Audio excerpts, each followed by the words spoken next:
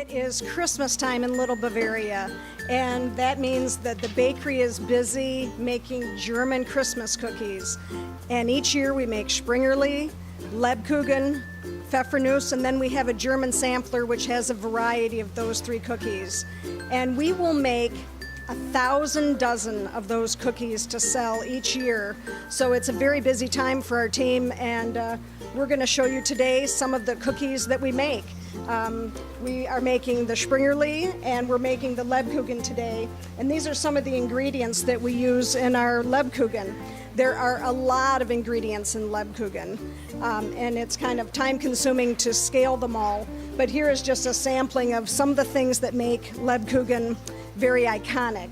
We have the molasses and the honey, and you'll notice that this honey is from St. Charles, Michigan, just down the road. So a little shout out to our local pollinators and the keepers that take good care of them each year, and they provide all of the honey for us for so many of our products and our Lebkuchen. And we have ground pecans, cake flour, our candied fruit, and a lot of spices, some of which are cloves, ginger, and ground anise. So those are some of the things that we put in our Lebkuchen cookies. So now Linda's kneading her dough, and she's just working it on a lightly dusted coating of powdered sugar. And the reason that she's using powdered sugar rather than flour is that it doesn't jeopardize the integrity of the cookie.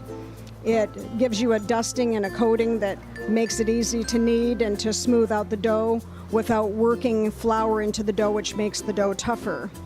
So she's got it nice and smooth. And one of the things that you'll notice too is that Linda is working on a linen or on an apron, and she's coated that with powdered sugar as well. And the reason that she's doing that is that it keeps the dough from sticking to the bench. So she just is gently rolling out the dough, and she's going to roll it out to the thickness of those two boards on either side.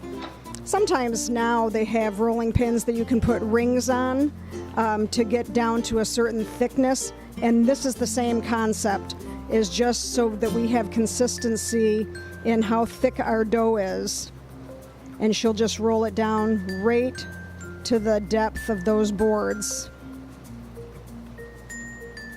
And once rolled out smoothly, she'll put a little dusting of powdered sugar on the top. Again, just to keep the press, the Springerle mold from sticking to the dough. And then she'll begin pressing out her images.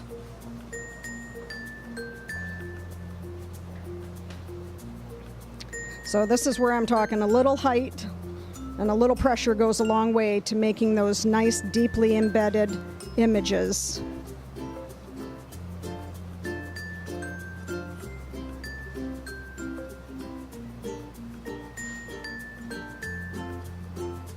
And she tries to get as many images as she can from one rolled out portion of dough, so that she's not having to rework her dough any more than necessary to get all of those images.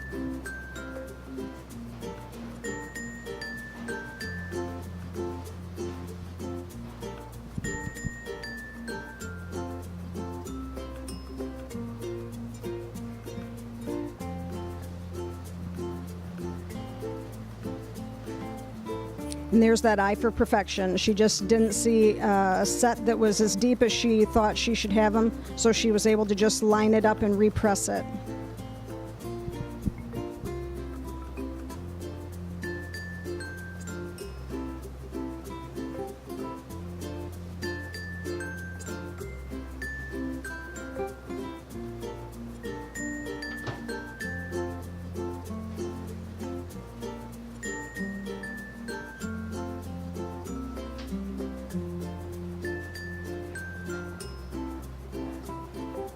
But now she's pressed the images into the Springerle, and she's cutting each one out around the borders.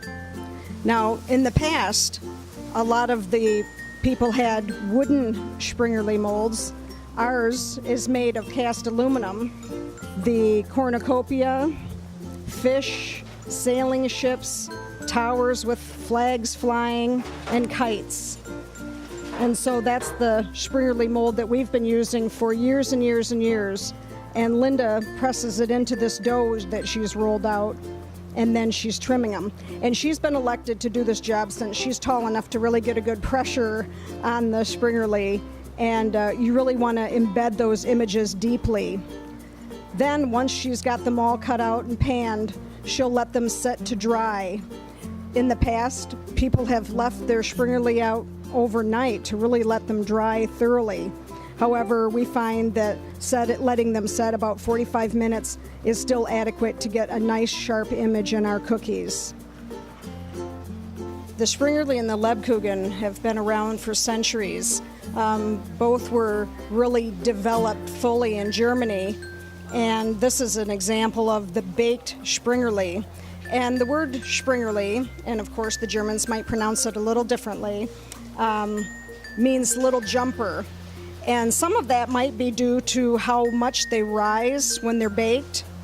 But the early impressions of Springerle also had little jumping horses on them as well, and that was a popular theme. So this is what our Springerle looks like at the Bavarian Inn.